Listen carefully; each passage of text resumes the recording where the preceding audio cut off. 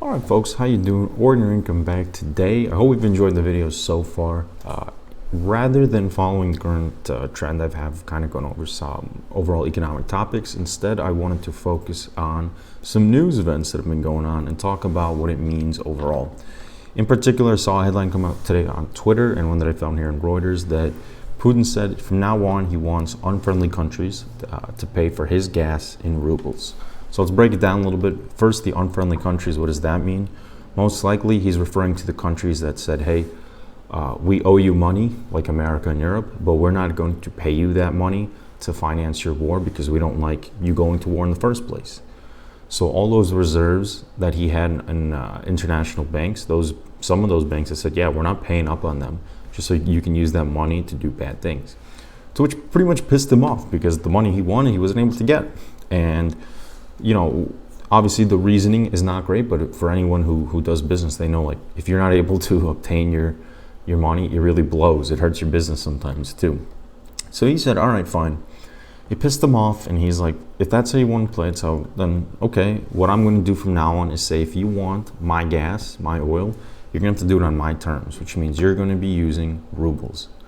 As of right now, I think some of the contracts he has, it's structured in a way that if America buys oil, they settle it in American dollars, aka they give Russia American dollars, and Europe gives them euros, which is fine because the dollar and euros are both stronger than the ruble anyway.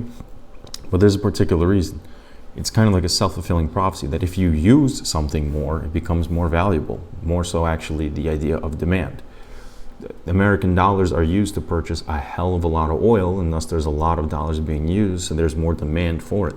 He's saying, I want to switch that up, which is really what the article is saying, that most of it is to strengthen the ruble. It has nothing really to do with oil. I think somewhere else it said that in this article, it said there's no issues with, there's no danger for gas supply.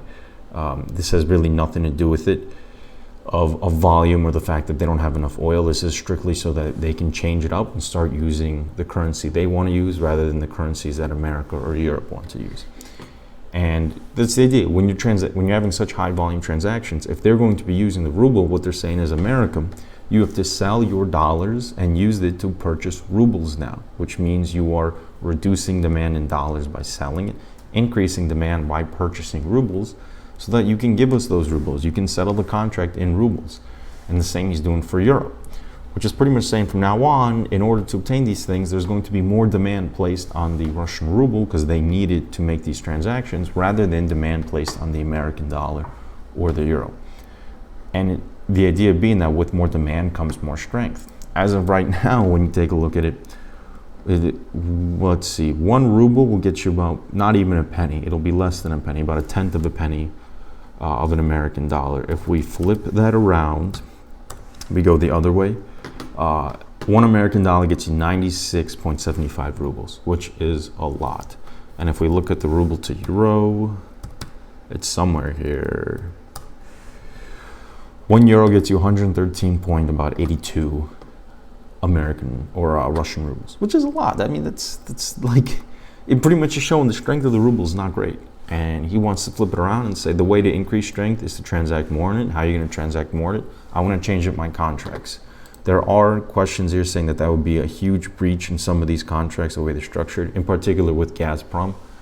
To change it up would be pretty catastrophic. But at the same time, like, he holds a lot of the cards. I don't know if he's able to, but like, he's the one having the oil, and he's pretty much giving the ultimatum. You want it, you do it on my terms, not on yours anymore. I mean, if he's got the cards, he can play them. We'll see how they play out.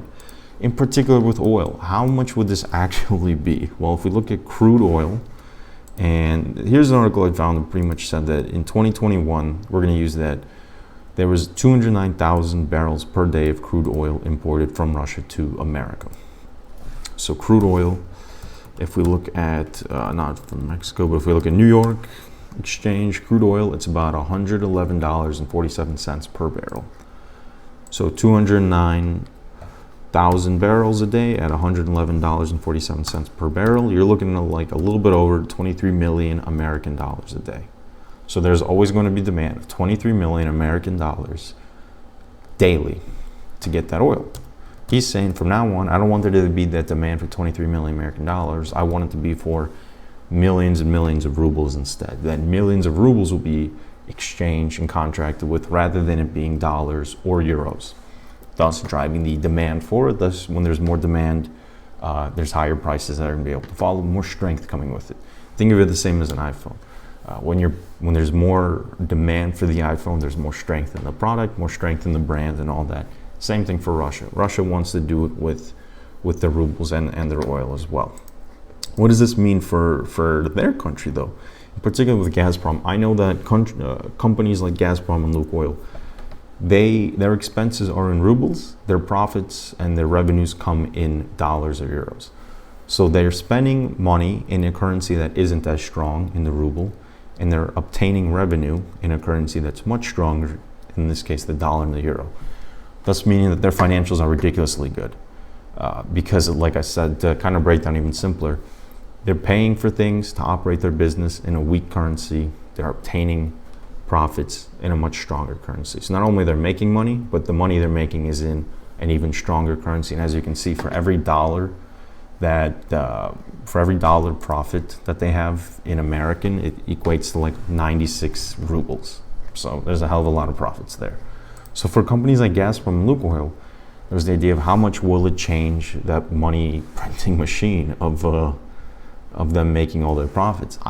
It's going to be most likely taking a hit for them, because now their expenses and their profits are all going to be in the same currency as opposed to what it was before. But we'll wait and see. What does it mean for you in particular? I don't know, because these things are done on such an international scale that it's really difficult. But my assumption is that there's going to be more fluctuation with oil because of this. There's going to be more fluctuation with the American dollar. If this is to happen, that from now on we're not using American dollars, but we're using Russian rubles, there becomes less demand for the dollar, and thus less favorability, and thus less value in it, meaning that our dollars are going to have less of a value in it. So what that means for inflation and oil isn't any good, but it's just something going on in the news. So that's pretty much the recap I wanted to do. Let me know if there's anything that you have questions about. Of course, I'm learning this as the news headlines come out as well. This is new, that no country has ever really gone back on their agreements and said, we want to change it up from what we're doing now to something more favorable to me. But we'll see. Let me know if you got any questions on YouTube or Twitter. And that's all for today. We'll be back tomorrow, probably digesting another headline. Enjoy, folks.